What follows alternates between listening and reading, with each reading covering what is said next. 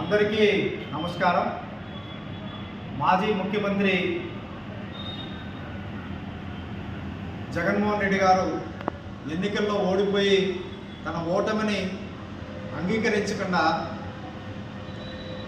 మొన్న ఒక ట్వీట్ చేయడం జరిగింది. ఈవీఎంల మీద నాకు అనుమానం ఉంది, ప్రజాస్వామ్యంలో ఇది మనుగడకి ఇబ్బంది కలుగుతుందని ఇండియా కూటమి అభ్యర్థులకు ఏదైతే అనుమానం ఉందో వాళ్ళకు మద్దతుగా, దేశద్రోహులకు మద్దతుగా తను మాట్లాడినట్టు ట్వీట్ చేయడం జరిగింది.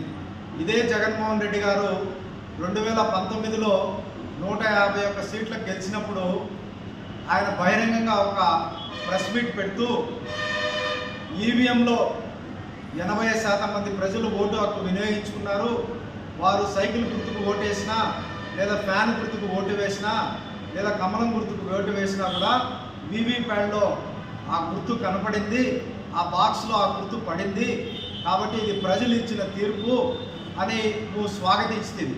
ఈరోజు నువ్వు 11 సీట్లకు ఘోరాతి ఘోరంగా నువ్వు ఓడిపోయిన వెంటనే ఇది ప్రజలు నీ 5 సంవత్సరాల పరిపాలనకి ఇచ్చిన తీర్పుగా భావించి బేషరతుగా ఓటమిని అంగీకరించలేక నువ్వు ఈరోజు మళ్ళీ ఈవీఎంలో మీద అనుమానం వ్యక్తం చేయడం అంటే నువ్వు 2 నాలుకల ధోరణి ప్రదర్శిస్తున్నావు. ఒక రాజకీయ నాయకుడిగా, ఒక పార్టీ అధ్యక్షుడిగా, ఒక మాజీ ముఖ్యమంత్రిగా ఉండి నువ్వు ఇలా ప్రవర్తించడం నీకు సిగ్గుమాలిన పని. ఇది నువ్వు ఈ ఓటమిని బేషరతుగా అంగీకరిస్తూ రాబోయే రోజుల్లో కూడా నువ్వు ఇంతకుముందు ప్రజల మధ్యకి రావాలంటే పరదాలు కట్టుకొని ప్రజల మధ్యకి వచ్చేవాడు.